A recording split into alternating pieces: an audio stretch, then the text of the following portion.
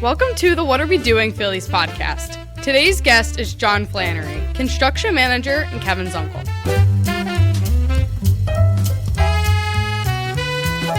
Welcome back to another edition of the guest series. It's been a little bit. It's been since before Christmas and been a little bit since we've been in this professional setup. We had Caleb on the last podcast, and then we had Grandpop was the last one we know. Brielle was the last one we did sitting here in studio. And today, if you are a podcast listener, a normal, a regular, you've probably at some point heard the edition with my uncle. Uncle Johnny X is here joining me in studio.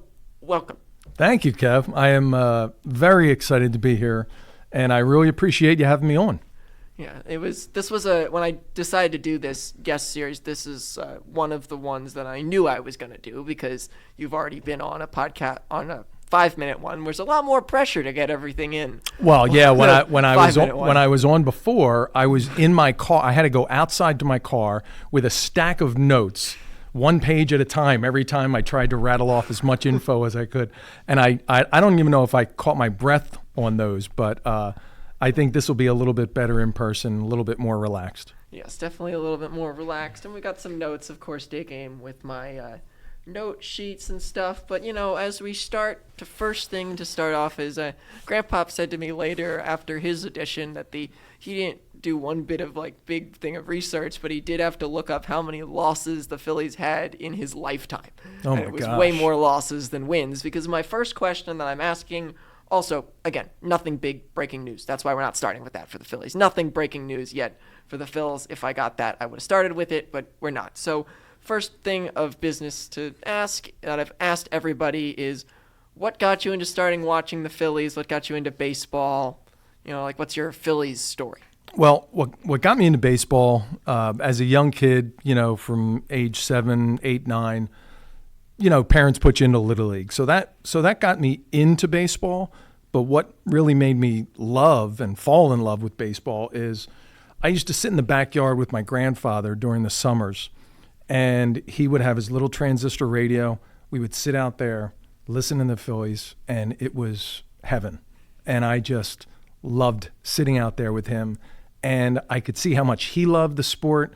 And I'm like, boy, if this guy that I absolutely loves this is something for me. So the combination of getting thrown into the fire in Little League and knowing that my grandfather loves it and loves the history of baseball, I was hooked right away. That's good. That's a nice story in a way to have some good connection. Absolutely. With baseball. And anytime I hear games on the radio when I'm driving, I literally do think back to those days. Yeah, radio baseball is underrated for people. It's incredible because you just visualize what's happening without knowing really what's going on. These guys behind the microphones are describing to you what's happening out there, and you just get lost in it, especially when you're driving. You can just get lost in it. It's a beautiful thing. There's something with radio games where as anyone knows, I do when the Phillies are getting destroyed in playoff games. I take my little box radio and I go and I sit and lay on the driveway in frustration. And normally when they start to make a comeback, which never seems to happen, but they start to make a comeback, I don't have that aggravation of looking at the screen and knowing, oh, that pitch was a little bit outside. All I have from the radio is that ball's outside. That ball's low. It's up. Yeah. And you don't know if it's 5 feet up or right on the line unless Larry Anderson goes a little bit more into detail. Sure. So in other words, when they're losing or winning big is when you turn off the TV and say, well, I at least have to listen to this to the end. I got you. Yeah, that's interesting. Sometimes at different points, but also in the playoffs big time. If there's one moment, even if they're winning and I see a moment where it's going on, I can't physically watch it. I have to listen to it. Yeah. And there's playoff games are more important. When there's blowout games, I actually rather watch them on TV, blowout wins, because then, you could get John Kruk going on some crazy rant. Some tangent, it's worth bringing up when I have a 5-minute podcast. I need something else to talk about. Right. Bring up when he wants him and Tom McCarthy to have a child named Malachi. All the random things that he says, and he provides more than half the content sometimes. Yeah, he comes up with some good stuff. Sometimes he annoys me, like he's trying a little bit too hard, but overall, I love Kruk. Overall, the Phillies broadcast team in total is a absolutely. very, very good broadcast team. Like Scott Fransky and Larry Anderson on the radio. Stocker's really good on the radio. Fransky's great. I love amazing. Fransky. Yes. And Anderson's good for comic relief. Yeah, you know. and like Kevin Stocker does it with him now as the guy on the road. I like Stocker too. Stocker's good. So Fransky's great, Stocker's good, and then you have the TV guys with Tom McCarthy, who I love. Mm-hmm. Kruk is good. Amaro does make me mad every once in a while. Yeah, it's just the way he talks sometimes. I tell you, I'm a lot older than you, but I absolutely love listening to Schmidt on Sundays. Oh, yes. Yeah. I don't know. It just takes me right back to when he was a player, and I just love hearing his opinion on things. Yeah, I actually don't think Cole Hamels was as good at it when he did it this year. He didn't do it that much. It's like, I don't know why you tried to get him into it. Like, he only did like 4 or 5 games in a 162-game season. Like, but they made a big announcement at the beginning of the year, like, oh, he's going to do games. Okay, how many games? 4. I'm like, but that doesn't do anything. Yeah, he didn't add much. He didn't add much, and he was like a really random kind of addition to the thing. I think the worst one they ever had that I remember is Michael Bourne did it a little bit for the radio. Oh, if you remember that. Yeah. He talked over everybody. Yeah. It did not have the common broadcasting etiquette. Right. But yeah, so it's He should have started in the minor leagues first. it's a good broadcast team. It makes, again, listening to the radio good. What's your favorite Phillies memory? Oh, well, It could be a game or something. It would have to be when they won the World Series in 1980, Tug McGraw with the last strike on, I think it was Willie Adkins. I'm not sure. That name rings a bell. But for I just me, so- remember being in my living room. The rest of my family was at a house party down the street watching the game. And me and one of my best buddies, Dave Brady, who I played baseball with all through my childhood, we were at my parents' house watching the game. So only you two? It was only us two in the living room, focusing on every single pitch. And I remember because on top of the mantle above the fireplace was a picture of Jesus, which now currently sits in my basement, covering up a couple holes in a door that my son punched, but that's another story. Anyway, there are multiple things covering up holes in things my son punched. But anyway, Jesus was above the fireplace, and with every pitch in that last inning, we're both up there kissing Jesus, like, please, Jesus, please get us out of this. And yeah, when he got that final swing and a miss to win it, that was my favorite memory. Has to be my favorite memory. Yeah, that's pretty good. Of course. Because I waited a long time at that point. I was that long. I was in 8th grade at that point, right? And they went 76, 77, 78, 79. All those years, they were good, quality teams, had a ton of wins, but they couldn't get past the Dodgers in the National League. They finally get past the Dodgers. And they won against the Astros in order to it was just an incredible playoff. And then they get to the World Series and they beat Kansas City Royals, and it was just a dream come true. So I know that's a high point, but I feel like the Phillies give you a lot more low points than high points. So like, I know we don't have enough time. For the low points. I know one of them was that playoff series when you walked home from that one. Oh, well, that was a recent one. That was a recent one. I was at we were at a... This is the Diamondbacks series 50th, one. right. We were at a 50th birthday party. They rented the upstairs of this bar in South Philly. Friends were there. We're having a great time, and we're watching the game. And I'm like, they're not losing this game. I thought there's no way. I forget what game it was. Was it 6? No, it was like 4. 5. Because it was either 3 or 4 because they won 2 at home. Oh, right, because they didn't lose the series that night. No, they didn't. And right, they that's painfully lost the series on Game 7 when they scored 1 run on a Boehm home run. That's right. They lost that game, and I remember we were upstairs at this bar. I was so angry, and I walked up to the person who turned 50. I think it was Game 3. And I said, her name was Dawn. I said, Dawn, I grabbed her by the shoulders. I said, Dawn, I had a great time. Thank you very much.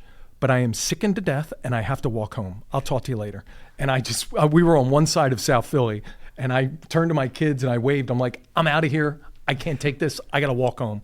And my son Jack followed me like a block behind, and we were trying. And I'm like, Jack, I don't even want to talk about this. I just want to get home and go to bed. I am so angry at this loss. That was a tough loss. But my worst loss had to be the Mitch Williams, Joe Carter home run to lose it for the 93 team. Because that team, if that team would have won in 93, be memorized. They would be looked back upon as one of the greats of all time. Because it was a hodgepodge of wacky players, beer guzzling guys. Was Pete Rose on that team? Or No. That was back in the 80s. Okay. He helped us win in 1980.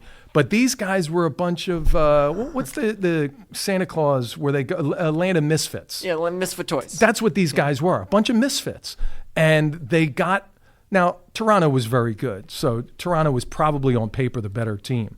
But it was heartbreaking. When he gave up that home run to lose it, I was in my mom's basement, laying flat on the floor, face down. I think my youngest brother, Brian, was sitting in the chair behind me. And it was just, that was a gut-wrenching loss. That was the worst loss in my lifetime.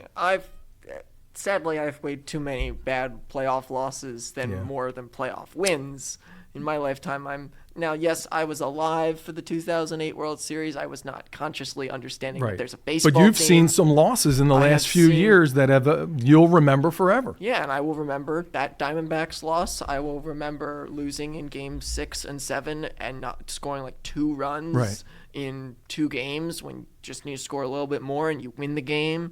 I've seen the Mets come in here and beat us up. I've seen the Kerkering throw the ball over the head of the Dodgers, and that's kind of leads us into talking about this team, and I've actually made a perfect segue there. Dodgers series, Dodgers-Phillies, it's January, and we're sitting here. The Dodgers have added Edwin Diaz as a closer reliever who is the biggest up and down reliever I think I've ever seen, or in like recent memory, so who knows what they're getting.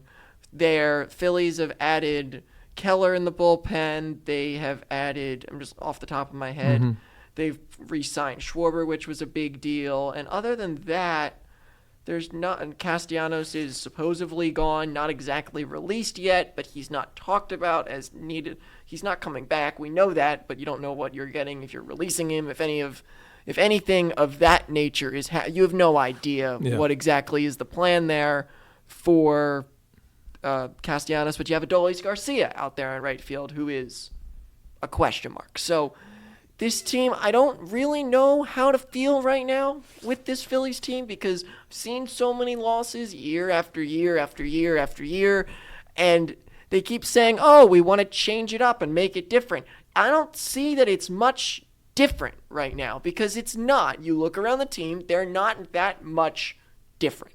I think for the most part, they're running it back. Oh, my God, I can't do that again.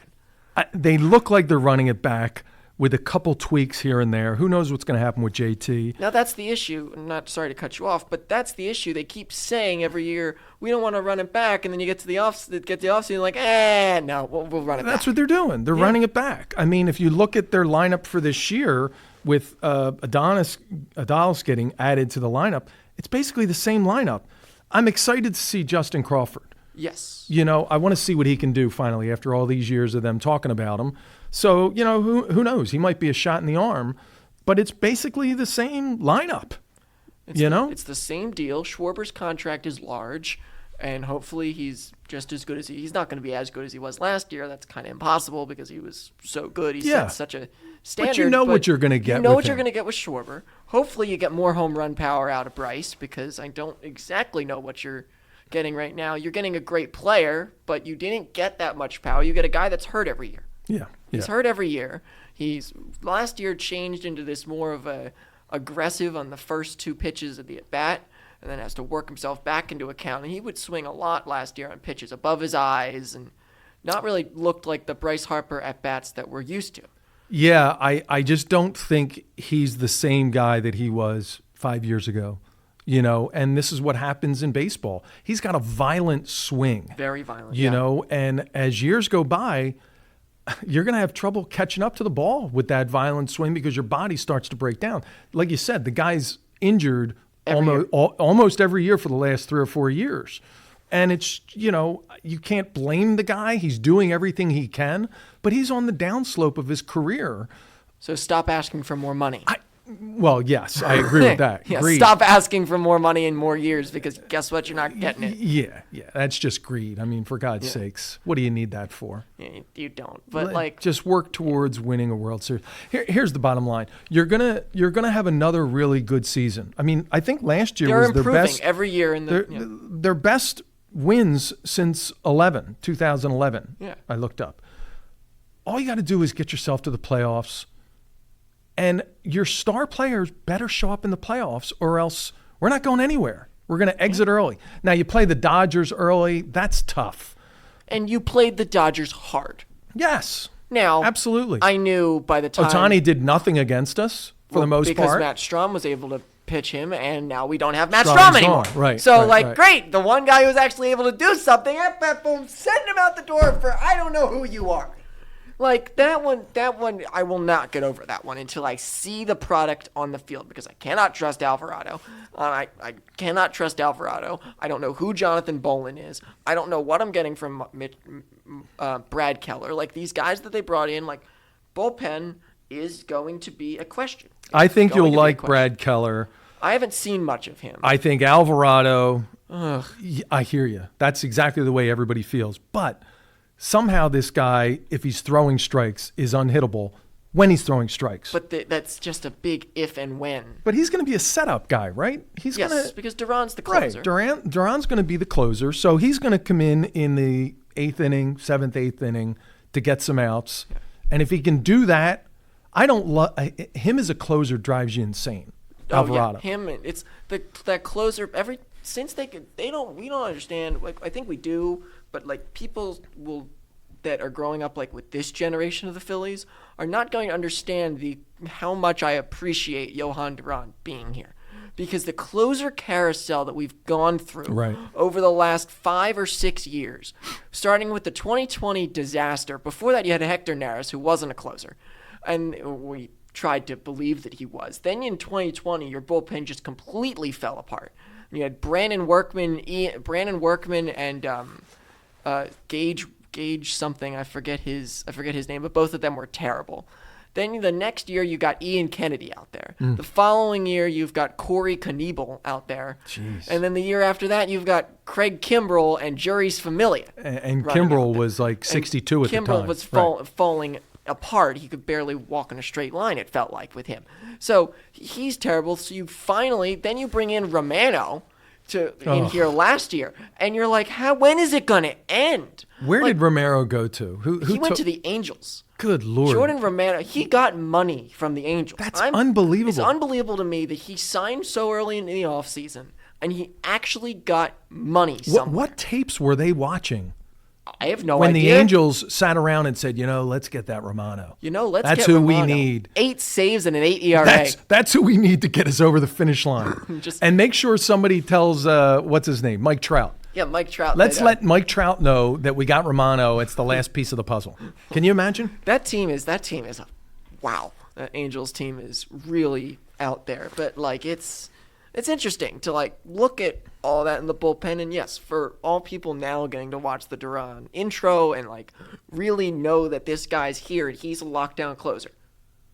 Was a lockdown closer for us this year. Mm-hmm. He's not like a 2 ERA guy his whole career. He has a 3.5, I think. Yeah, he's not perfect. He's not perfect, and we can't expect him to be perfect. No. Last year, second half of the year, he was unbelievable. Mm-hmm. He came in and he locked down every game, and he's just this spark that the Phillies need, and hopefully he's that same guy next year. It's going to be nice to have him for a full season. And I think he will be that guy next season. I agree. That's good to have. Yes. Now, rest of the bullpen, we'll see what happens. Hopefully Kerkering looks okay. Hopefully not so rattled from that playoff moment. I mean, you got to move on. You got to move on. You got to move on. That was yesterday. It's an awful mistake, but you got to move on. Yeah. So Kirk, he's there, and the rest of the bullpen will be okay. Then you kind of go. I normally talk about the bullpen first, and I go in the different tiers: bullpen, outfield, infield, pitching, and then I'll always end until we ever figure this out is JT Realmuto, but we'll get there down the line because he's the last thing I normally talk about. What do you think the problem is? Why haven't they closed that deal? I'll get to that because I have to think about that for a minute. Outfield-wise. Outfield, you have finally gotten rid of Johan Rojas. I do not like him. Johan Rojas, but he's in the minor leagues. He was mentioned in a press conference. I'm like, he cannot hit in the major leagues. Please don't do that again. You have no Castellanos in right field. You have your plan, I think, right now is Crawford in center, Marsh in left, and Adolis Garcia in right field. Yeah, it's a good defensive outfield. Yes. Offensively, you're supposed to, and I go over this all the time, you're supposed to get power from the right field and left field spots on the field. Your basic power spots normally are the corner outfielders and first base and sometimes third base as well. That's normally where you get power from, or your 4 corner spots on the field. Look at what the Phillies have on those 4 corners. Right field is Adolis Garcia. First base is Harper, who should be power. Third base is Alec Boehm, who has no power in him at all. And left field is Brandon Marsh, who can't hit the other side of the pitcher. So you look at those 4 guys that you have, and you're like, okay, so exactly where are we getting power from? I agree 100%. Boehm just can't get – Boehm should be producing way more than he is. And He's a good batting average. Marsh is a decent left fielder. I mean, he batted 280 roughly last year. That's a good year for him. But he's not going to hit, He's a hitter of a center fielder. Yeah. But if your hitter of a center fielder is in left field and your center field hitter is actually your center fielder, then you're not getting power anywhere. And this will be, I'm going to say this now, unless something dramatically changes, I don't think anything is, they're going to have a power problem next year. I agree 100%. They're going to have a massive power problem. And for a team in a city of Phillies fans that are used to watching a lot of home runs come from this team, you're not getting it. No. Because there's no one on this team that I'm saying, I don't think I can pick 4 guys on this team that are going to have over 20 home runs, total of 4 guys. Over 20 or 25 home runs. Schwarber's going to get there because Schwarber hits for power. Bryce just barely got there last year. Right. And Turner didn't hit a single home run at home until August. Those are your normally your top 3 guys. JT, you can't rely on power. JT's not even here yet. Yeah, you can't rely on JT for home runs at this point or run production. I don't know what you're getting from Adolis Garcia. He's an okay hitter he's had a really bad year last year. Yeah, bad year last year. He had a good year the year before. And he had the MVP, the World Series MVP. This is a 1-year deal, I think, with him too. Deal, and yes. Usually history shows that these guys with 1-year deals, they still want to get one more deal. So they usually step up their game a little bit. So let's Max hope. Kepler didn't. Let's hope. Well, yeah. Let's hope that he can do that this year. But you're right. They don't have a lot of. They better learn how to play small ball and score some runs and go base to base because they're not hitting it out of the park this year. Yeah, and maybe that's something that they brought, again, news for Phillies, they brought Don Mattingly in here to be the bench coach. Maybe that's a theory because they know they're not going to hit for power. They know how to do small ball because right now, one of the things the Phillies lacked the most of last year is base running and fundamentals. The base running stuff was so frustrating all the time. Fundamentally knowing where to go with the ball, this is little league stuff, and you're the best in your division. You're one of the better teams in the regular season, and you can't figure out what. Harper's a terrible base runner. Most of them are not the greatest base running people because they make their own decisions. Yeah, Harper thinks he's untouchable out there on the base paths, and then when he gets thrown out, trying to stretch a double into a triple. People are just supposed to be, he's aggressive. That's the way he is. Well, you don't have to be that way, especially when you're on a team now that's not going to hit a lot of home runs. Make sure you're not making any stupid base running mistakes because that'll cost you a game, a few games. And the same thing with this team. If you didn't have certain things like Romano running him out there so much this year, some base running errors, if you've looked back, I think I did it at one point, I'd have a few more wins, and maybe you would have been the 1 seed. Sure. And you wouldn't have had to play the Dodgers. But that goes back to the little thing of all 162 games. Every one of those 162 games do end up mattering in the long run. So just because that was one game that I didn't run out the ball, that's still important. Right. And for a team that has winning aspirations. Yes. You should have that mentality throughout the whole 162. Yeah. Not just when you get to the playoffs. And that's very obvious that they didn't have it in the playoffs because they couldn't.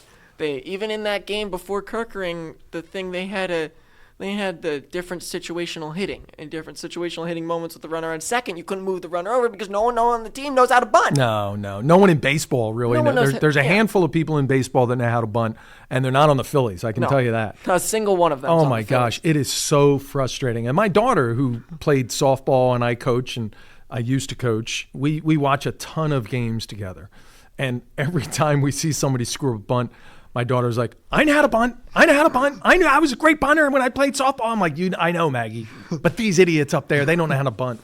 No, the bunting, there's different things with these players that they're not the greatest bunters in contact. Now, the one thing the Phillies are going to have this year is contact hitters. Now, problem with that is last few years, one of their biggest problems is their strikeout rate and their chase rate. For a team that is probably not going to hit a lot of home runs, and even last year didn't hit a lot of home runs. You cannot swing and have such a bad chase rate if you're not hitting a bunch of home runs. Yeah. Because the strikeout and chase rate are common for a guy like Schwarber, who ended up having one of the lower chase rates on this team. I went to Game 3, I think, in the playoffs this year, the home game. I think it was Game 3. Game 2. Was it Game 2? Game 2, because they didn't come back for Game 3. Okay, Game 2. And I'm one of these guys that watch every pitch, and you could see over the course of that game, they were swinging at first pitches that were out of the strike zone, and then they feel like they're forced to swing at the next one that's anywhere close. And now you're 0-2, you're 1-2, and now you're defensive hitting. And that whole game, I thought that's a terrible way to attack this. Right, terrible approach. And the craziest part was they then lost one of the games out there. Then they played a great game. They played a game where they looked like their best offensive game they had in that series was against Yamamoto, who was the World Series MVP and had 2 complete games. Right. And that was your best offensive game. Your best offensive game plan was against that. And then you had people thinking, okay, you just do that again, and then just didn't do it again. Didn't do it again. Like, if it worked last time, why would it possibly not work the next time? Right. And that's the little things with the Phillies. I have a buddy that absolutely hates the hitting coach. What's his name? Kevin Long. I'm not a big proponent of him at this point. He's like, we got to get rid of Kevin Long. These guys are going up there and they have no idea how to get good at bats. He might be right. But in the end, I don't know if it's a hitting coach thing because I don't know if you can change that as a hitting coach. It's a mentality. Players. It's a mentality thing. It's also a mentality. Deeper coaching staff thing. And Rob Thompson is back as the coach, and it could be that's positive or negative for some people. I think it's neutral for me. Yeah. It's there was a coach in the 70s, Whitey Herzog, that used to say, the coaches aren't that important. The head coach, the manager, they put a lineup together. They make substitutions for pitchers and stuff like that. Yeah, but I don't think day to day they're going to make a huge difference in wins and losses. So Thompson doesn't bother me. I don't love him. I don't hate him. He's fine. For me, he's fine. Thompson, sometimes me and my grandfather, we get frustrated at the bullpen decisions that are made. And that's directly a manager thing. And he makes the wrong decision a decent amount of the time. And it is frustrating in a regular season when you're the person that sits here and watches every single game. Sure. Yeah. And you see, there's no way that guy's going to get out of it. And you see it before it happens, and then it doesn't and then, doesn't get out of it. And you're like, but I could have told you that wasn't going to work, but I don't have any say. I'm just the random man on the couch. You're just a guy with a microphone. Just a guy with a microphone that wants to talk about it. So I have to go over a couple of these free agent signings that are important as I do this for each one, any of these names that we'll see. Pete Fairbanks goes to that was a weird one. Pete Fairbanks, the top closer on the market. That wasn't Strom because for some reason we traded him away. Pete Fairbanks signs a 1-year, $13 million contract with the Miami Marlins. I don't really know what the Marlins are in for, that they need a closer. Right. Or any reason why Pete Fairbanks would choose that contract to go to the Marlins unless the Marlins are thinking about maybe dealing him off at the trade deadline to some team that is competitive and getting value for him. Could be, yeah. But I don't know why he would want that for him and his family. Who would want to go to the Marlins at this point? The funny thing about the Marlins is every so often, out of the blue, they win a World Series. Do you know what I mean? I think they've had 2 World Series that are wins. just completely random. Right, totally random. So who knows? Maybe this is another one of those years. I will lose my mind if Right, that is a right, Marlins right. thing. That would be very frustrating. Not as frustrating as the Mets getting far, but I don't think they're going anywhere anytime soon. I don't think so either. That's another. Even a if they question get for- even if they get Ranger, I don't think they still don't think the Mets that. are in this really holy cow, what in the world are you doing type of situation. You get rid of Jeff McNeil, you got Marcus Semien, older and worse. You get a guy in here with you have Lindor. They worried about the cancer in the locker room, so they got rid of Alonso and McNeil and Nimmo. The issue in the locker room's Lindor, not any of the guys you got rid of and sent Pete Alonso to Baltimore, who I think he will be very good. What did you think about? I have a friend that swears we should have gone after what's his name, the Mets first baseman Alonso, and not re-signed Schwarber, and then had a little bit money left over to help with the bullpen. I like Alonso. I like Alonso too. Well, I just don't like him on the Mets, so I always have to root against him. I just think we're a better lineup with Schwarber in our lineup. Yes. I can see where they're coming from. We don't have any right-handed power. And that's the only argument that you have that way. You have no right-handed power if you're with this team. You don't. You have Alec Bohm and hoping Garcia gives you something, but you have and Turner. That's your right-handed power hitters. Those aren't power hitters. No, they're not power hitters. So that's if you were thinking about that, you already have Harper is a lefty power hitter. You have none of these guys are power hitters, but at least Harper is a threat to people to hit one out. Yep. But now you have 2 of them, so it makes lineup construction a little bit more frustrating, and that's the Phillies' lineup construction is always frustrating. The way they do it is if you agree or disagree with where you want to bat Schwarber. I mean, look at lineup, that. But I like Turner's batting 300 something. He's going to bat leadoff. Right on paper, Turner, Harper, Schwarber, 1, 2, 3. However you throw them around there, that's a nice 1, 2, 3. Schwarber should be 3. Yeah, because there's no reason to to keep him, or Schwarber should be there because then you can give Harper pitches to hit, or vice versa.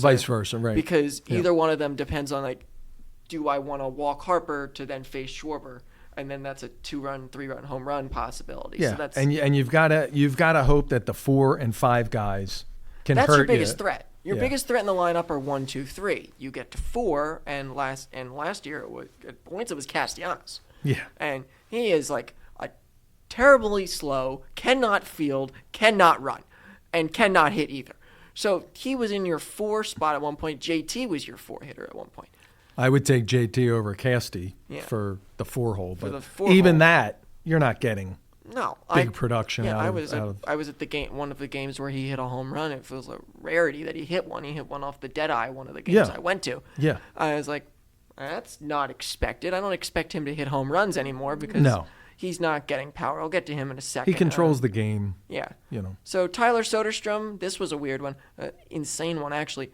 The A's paid a 7-year, $86 million contract extension to Tyler Soderstrom, who started the year last year as the hot hitter of the world. I think he had 11 home runs in the first month. Right. So he was, and it's a young, little skinny guy who was with Yordan Alvarez in the home run chase to start the year.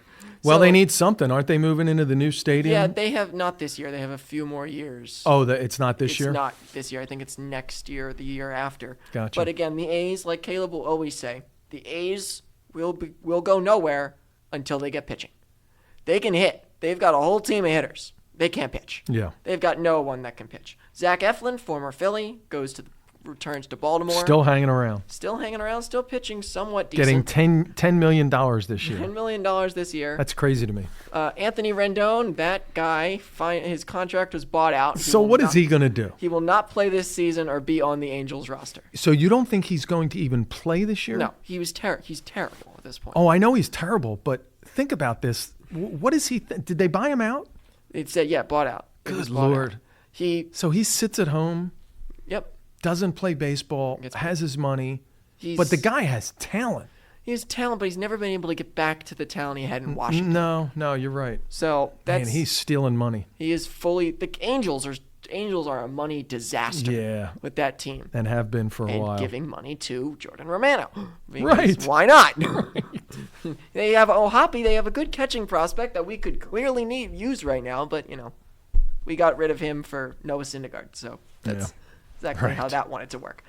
Kirby Yates went to the Angels because, again, the Angels are the topic of this conversation. The LA Angels pick up Kirby Yates, who was god-awful for the Dodgers last year. The Dodgers bullpen was terrible last year. Right.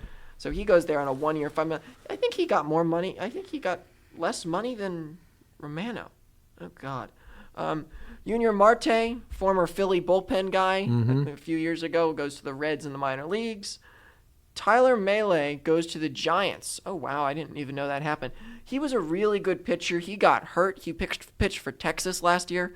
He got hurt, and he was one of my fantasy saviors for this season. So pretty happy about that one going to the Giants. That can help them out. And then the Orlando Arcia goes to the Twins. But the big deal from this really is the two Japanese players. Yeah. Yep. And it took me a little bit to get there. Imai goes to the Houston Astros, and I'm going to read this entire paragraph, and then we'll go from there. So, Imai to the Astros, 3 years, $54 million with $3 million a year in incentives at $1 million for getting 80, 90, or 100 innings pitched. There's a player opt-out at the end of each season. The deal would cap at 3 years and $63 million if he pitched 100 innings all 3 years and did not opt out. I don't know why you would give an opt-out to that guy.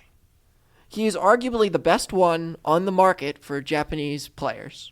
Yeah, that is odd. It is an odd contract for the Astros. Do I like him go? Does it goes, like, again, Caleb's comment is, going to the Astros makes sense.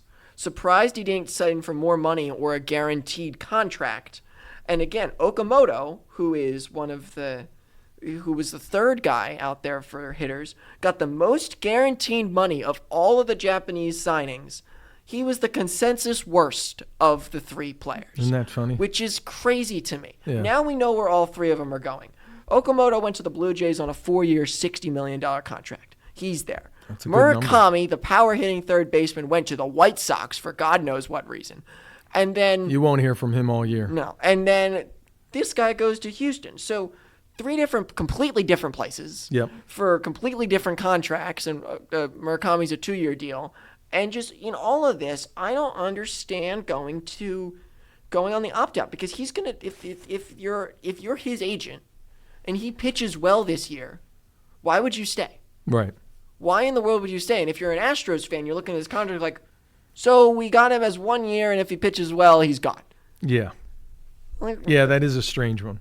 It's definitely a strange contract. So on the 3 of them, I would have loved Imai on the Phillies. Blue Jays are getting stronger, though, huh? Yeah, Blue Jays are definitely getting stronger, but they might be losing Bo Bichette. Yeah, where is he going? We don't know. Yeah. He's not been signed. The Phillies have been linked to him. Now, again, anyone can be linked to anybody. Sure. You never know. Every day you see something new on the internet. It gives us something else to talk about. Yep. So his name is now kind of in the conversations and topics. I like him a lot. Great player. Yeah. Problem is, he said he will play second base. He will play shortstop or second base. Okay. So then get rid of Stott. Get rid of Stott and lose lefty. Stott has not progressed in my eyes. Sadly. To where he should. I mean, 3 years ago, you thought, wow, this guy. I mean, there were talks of him winning a batting title 3 years ago. Like, all right, this guy has that potential, and 3-4 years he's going to win a batting title. But what? He's terrible. He's not. He's a great defender. Great defender, yeah. Unbelievable defensive player, but just not an unbelievable hitter. He can work in at bat. He can do that. He can work in at bat. But I think everyone thought he was the next Trey Turner player, which and he's he not. is not. Yeah. And Bo Bichette is a quality. He is the 2 guys in 1 and 2 for the batting title this year. Well, who both won batting titles was Bo Bichette and Trey Turner. And he's a good defender, and he can hit. And Turner was the batting title in the National League at 300 average, and Bichette's average was in the 320s. Yeah. So he can hit, and he can hit for power too. He's not a power hitter all the time, but that's what this team is going for. Bo Bichette's going to bring in money. I don't know what your money is if you're the Phillies. what you're offering him and where you're going over luxury taxes or wherever they're going with money, I would love him here. I would not complain. I would be questionable about contracts because with all these people, we have a lot of long, large contracts. Yes. I would love to see him in a Phillies uniform. I don't think that's going to happen, No. but that's something. If something to talk about. If it happened, it happened. So, JT Realmuto, big deal. He's important for this team because if he's the pitching staff, controller of the pitching staff, we know Wheeler's numbers when Wheeler doesn't pitch with him. We know other pitchers' numbers when it's either with JT or with Garrett Stubbs or Marchand, where you go as the Phillies for a catcher if he does not come back because you're getting later. It is January 6th. Right. You are getting later in the offseason where you're in a few weeks, you're going to be about a month away from pitchers and catchers reporting, about a week from now, about a month away. So about a month and a week away from pitchers and catchers reporting. And if you don't have your catcher, no one's reporting. Yeah. So for you, what do you think the importance of them getting him back is, or why you think it's held up like this? I don't know why it's taken this long.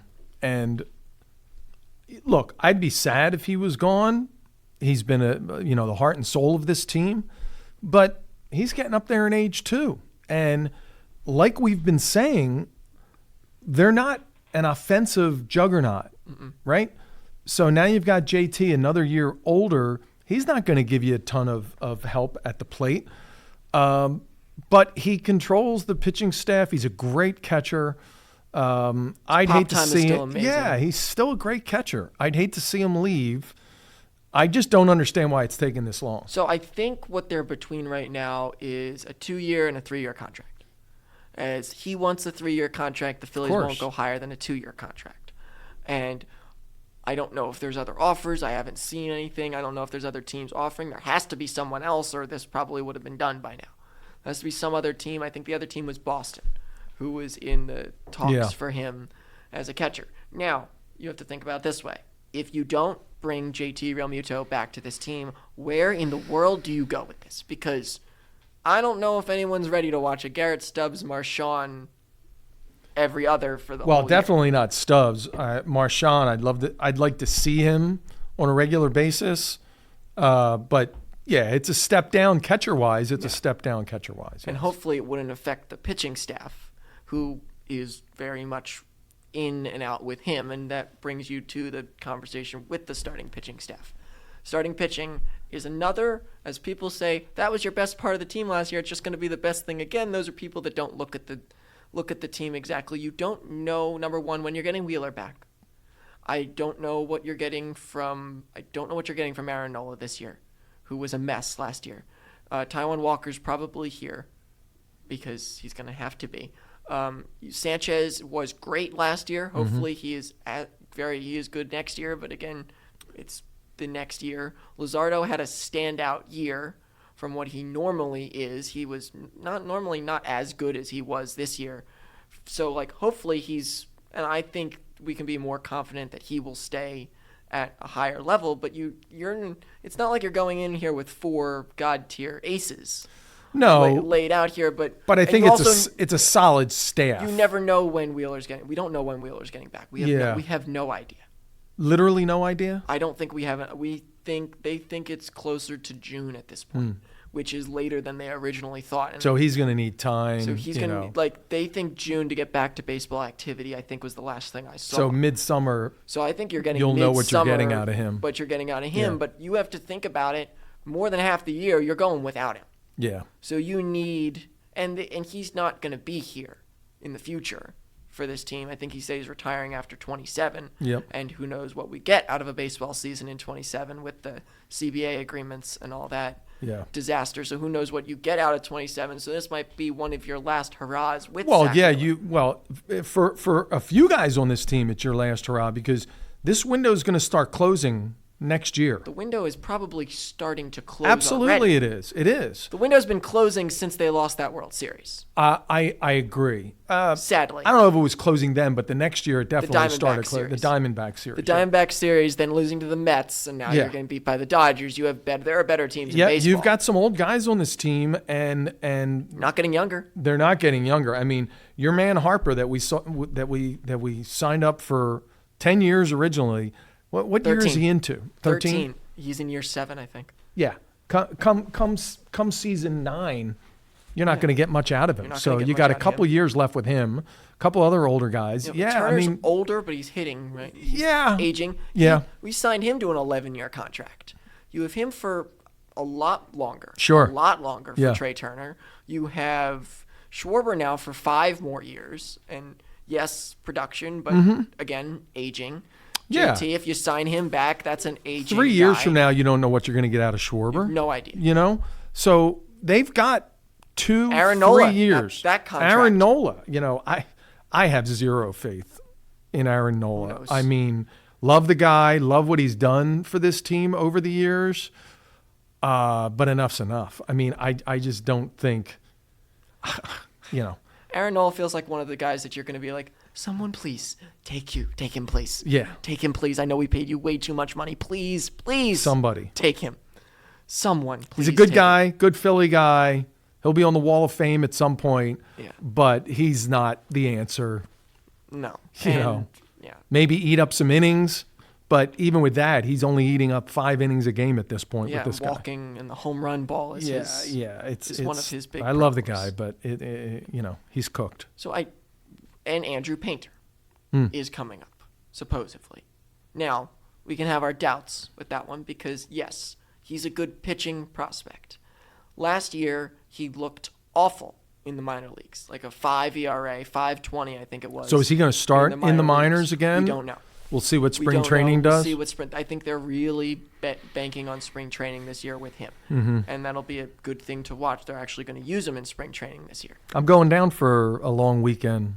Maybe you'll see with some other Flannerys for spring training. So maybe you'll see. Looking forward to it. Maybe you'll see some of him pitching. Be nice. In that now also this year will be the World Baseball Classic. Yes, I'm looking forward to that. That'll be fun to watch. So. Who's playing from the Phillies? Harper and who is Turner Harper, playing? No, Turner, Bo Bichette. No, not Bo. Bobby Witt Jr.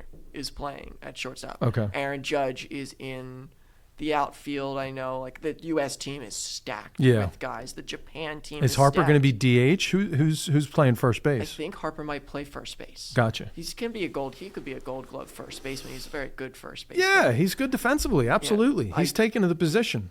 Yeah, I think Trout might play as a bench or reserve because he big in USA team, and who knows, he can go on power surges when necessary.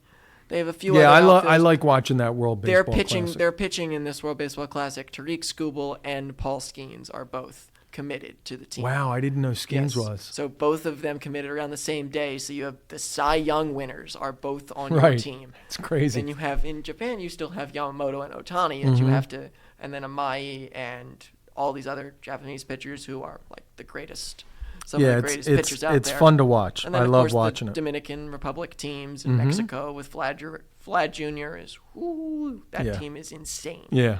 So that will be fun. It is fun. I love that. What do they do it every third year? Third year, I think. Yeah. That's fun to watch. And there was a big gap between 2017. They were going to do it in 2020, and then COVID happened. Right. And they never got it back going until That's right. Yeah. 3 years ago. Now I think it was 22, maybe when they did it last. Or 23 when they did it last, because we're doing it now in 26, so it was like a 6-year break. Wasn't that when Turner hit the grand slam that year? Turner hit the grand slam, and the final out was Trout striking out to Ohtani while they were still on the same team. Oh, at that point. Right. And Trout put up one of the worst at bats. Against I remember Ohtani in that moment. So that'll be fun to see, but that'll have an effect on spring training and teams with spring training. Yeah. And you will see a lot of the younger kids playing in spring training. Meaning Andrew Painter will have his shot. Aiden Miller will play some in spring training. They are high on the Rincones Jr. kid, who's that power hitter we saw in spring training last year. Yep. They're high on him either Dombrowski's saying his name way too much, or he actually thinks there's promise there and maybe trade value. I think that's probably more what he's looking at, is saying his name to try to get the guy on the radar for other teams. Yeah. But he's a power hitter. Yeah, I'll take him. I need power. Please come power. Yes, please. any power we can get, any extra power we can get. Any extra power. And I'm looking forward to seeing Crawford. Like I'm looking forward to him. Yeah. So little free agency like things. JT not signed. To talk about that. Kyle Tucker is still available. Kyle Tucker is a very, very good baseball player. Absolutely. I love Kyle Tucker. I do too. Fantasy god that I had him last year. One of my favorite picks, and then he crashed in August. But that's probably why he's not signed yet, because his August and September were terrible. Last year, he got. I would definitely take a flyer on him. I would take a. Why not? I'm surprised it's gone this long. Without signing. Yeah, he's a solid player. Kyle Tucker, so he's available. Bo Bichette, we talked about, still available. Framer Valdez, starting pitcher, very good starting pitcher. If we don't say so, we never really got talked about that he was a free agent. Now he is a free agent, and he's still not getting talked about. Yeah, he's a really, really good pitcher, and if he gets down at the wire where he's only getting a 2-year, $40 million contract or something, I will take that. Scoop him up, in 2 seconds. Yep. Eugenio Suarez, third base, power hitter, got traded at the deadline with his 48 home runs and went to the Mariners. Was on the Mariners, the team that lost in Game 7. Yep. And he hit a grand slam. I that think, was in an Game incredible 6. series. But that whole series. I thought Blue whoever Jays, came out of that was going to win it all. I really thought. And they almost did. I really thought. I watched every pitch of that series, and I'm like, series was amazing. It really was. I thought anybody that comes out of this is going to win. Yeah. So he's available. Suarez, power hitting third baseman, who's been linked to the Phillies before, and if they ever wanted to put power in for Alec Boehm or do something about that, that's still an option. He's still there. Alex Bregman, I don't know what his deal is. He keeps thinking he's going to get more money than he's going to get in more years. Declined a massive contract because he wanted more money. Well, what did he have? What didn't he just get signed? What he opted out? I think. Oh, he opted out. I'm pretty sure he opted out of a Boston after year contract. 2. Yes. After year 2. I think he opted out of a Boston contract, and then Boston gave him a bigger contract, and he said, "No, I think we can get more money somewhere else." And he's regretting that option right now. And the Red Sox are like, "No, you declined us before. We're not giving you anything else." Yeah. And they might fall back because they need a third baseman sooner than later. Cody Bellinger, right outfielder, power-hitting outfielder, who's kind of revived himself with the New York Yankees. Yeah. But he's I'm a not lefty a huge guy. Cody Bellinger fan, but, he's still a play. He's a good one that's still out there, yes. He's a lefty who's out there, and I don't need another lefty. Right. I don't need another lefty on this team. Ranger Suarez is still available, and this is one of the last big talking points here. He's still out there. Yeah. And I don't think the Phillies really had an intention or have an intention. So it's just a money him. thing with him, right? I think it's just a money thing. Also, I don't think they like his injury history with the back issues. Yeah. And the amount of times, because when he starts the year, he always seems to start the year really, really good. Then he gets some back issue in the summer and then finishes like stuttering down the finish line down there for the Phils. Also, for some reason, they don't trust him past 5 innings in the playoffs. Well, listen, as we were talking about the starting pitching, wouldn't it be nice to have him back, though? I mean, we're shaky a little bit at starting pitching. You got him back, then it's like, okay, we're a little stronger. Yeah. You now, know? I would prefer putting a different name in there to shake it up a little bit. Personally, I know Ranger Suarez is good. I've been to multiple Ranger Suarez complete games. He's really fun to watch when he's on. When he's not on, it's a mess. Sure. It is a mess to watch Ranger Suarez. It's 3 innings, and then he gets the hook. It's 3 innings. It's 80 pitches. Right. It's nowhere in the strike zone. Right. Nothing's You're going like, well. who is this guy? I'm like, where'd this guy come from? Right. So, if they bring him back, there's a lot of guys out there right now. That's the point. It's like there are a lot of guys out there. Bader's still out there. Mm-hmm. Bader is out there and good hitter for the Phils, and maybe Can Bader platoon, do it for a whole year though? I don't know. I think he was excited to come here. The atmosphere was great. Helped him out. I just don't know if I like him for a full year. He is a good defender. He's such a good defensive like player. we were talking about earlier, we need offense in this lineup. Now he's a spark plug, But can he be a spark plug for a whole year? I don't know. He's not batting 324 again. No, he's definitely no. That was insane. No, he's not. Right, that's my point. And he hit for power at the end of the year when we needed power. Oh, yeah, he had some big hits. Yeah, big home runs. So he's out there. Marcelo Zuna, Atlanta Brave, always killed the Phillies. DUI guy or whatever, got pulled over the one time. He doesn't seem like he would fit on a team like ours. No, he's big strikeout rate guy. Right. Big swing and miss but he's guy. A right-handed bat. Right-handed bat. He's also a DH normally. So I've always liked him. He must wear like $1 million worth of chains around his neck. It's too funny to watch. And then when he swings wild, the chains are just flying everywhere. He does kill us, though. He does kill us. He's a Philly killer. Just go anywhere else but Atlanta or New York or something like that. Yeah. Rhys Hoskins is out there for anyone else to take him because I think he's really at the end of that career. Yeah. Because he's such a streaky hitter. And then a couple other little guys here, older guys, Justin Verlander and Max Scherzer, did not declare retirement and are still out being as free agents. I mean, at this point, who's better out of the two of them? Scherzer. Scherzer was great. He pitched in the World Series and was very good. Yeah. He had a very good year last year for his standards. And he's a gamer. Like he'll stay out there. He'll stay out there until someone pulls the ball out of his hands. And he's a guy if you're the Phillies. He would fit here. He would fit here. Personality we would like him. Fans would 100%. like him. He's the type of guy if the Phillies are looking for someone who, or it was also if the Phillies are looking for someone who's won before and knows how to win and has this like will to win. That's the guy you want on your team. I would take him over Nola. Do you know what I mean? I would take a 1 year flyer at him. Why not? See what happens if he's just sitting there. He's proven his whole career that he wins. Yeah, that he wins. And he's a decent pitcher, and he still has that hitch. And although Verlander has a beautiful wife, I'd love to see her in the stands once in a while. Yeah. Justin Verlander has been. Last year his record was terrible. Was it? Win-loss record is terrible, but he ended the year well. Both of these guys ended their season really well.